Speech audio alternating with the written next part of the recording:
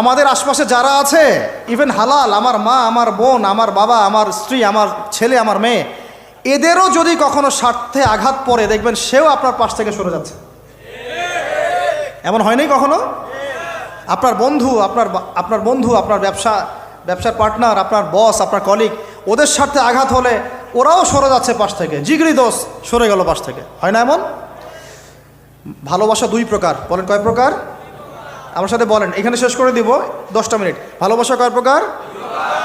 একটা হচ্ছে নিঃস্বার্থ ভালোবাসা। কি স্বার্থ? কোনো স্বার্থ নাই, নিঃস্বার্থভাবে ভালোবাসা। আরেকটা হচ্ছে কোনো না কোনো স্বার্থ জড়িত আছে এমন ভালোবাসা। আপনার স্ত্রীর চাহিদাও যদি আপনি পূরণ করতে ব্যর্থ হন, দেখবেন স্ত্রীর সাথে আপনার গন্ডগোল লেগে যাচ্ছে, যদিও সে হালাল, বৈধ।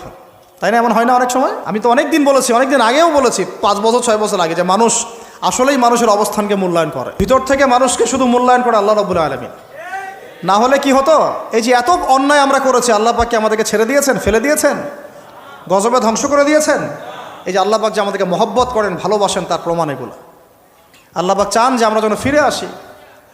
আল্লাহ পাক বলছেন, সারা দুনিয়ার সমান গুনাহও যদি সে করে ফেলে, আসমানের সমানও গুনাহ করে ফেলে, খালি তওবা করে ফিরে আল্লাহকে বলবে, আস্তাগফিরুল্লাহাল্লাযী লা ইলাহা ইল্লা হুয়াল হাইয়ুল কাইয়্যুম ওয়া আতুবু ইলাইহি। আল্লাহ পাক বলছেন, খালেস তওবা করলে গুনাহ তো মাফ করে দিবই, আগের গুনাহগুলোকে নেকি দিয়ে পরিবর্তন করে দিব। এটা ভালোবাসা না? আল্লাহ পাক সৃষ্টি করেছেন আমাদেরকে ভালোবেসে।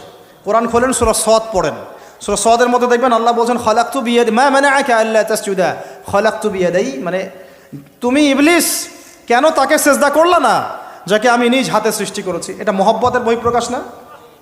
আল্লাহ আমাদেরকে নিজ হাতে সৃষ্টি করেছেন। আল্লাহ পাকের হাত কেমন এটা আমরা ব্যাখ্যা করতে যাব না, হাতের অর্থ কি সেটাও ব্যাখ্যা করার, তাওয়িল করার দরকার নাই। কোরআনে আসছে যেভাবে সেভাবে আমরা ঈমান রাখবো, ঠিক আছে ভাই? এখানে আবার অনেক তালগোল পাকায় ফেলে এবং বিভ্রান্ত হয়ে যায়, এদিকে যাওয়ার দরকার নাই। এখানে বোঝানো হচ্ছে আল্লাহ রাব্বুল আলামিন আমাদেরকে মহব্বত করে সৃষ্টি করেছে। এই পুরো সৃষ্টি জগৎটাই তো আল্লাহর মহব্বতের বহিঃপ্রকাশ। সব কিছু এত নিপুণভাবে চলতেছে, এটা মহব্বতের বহিঃপ্রকাশ না?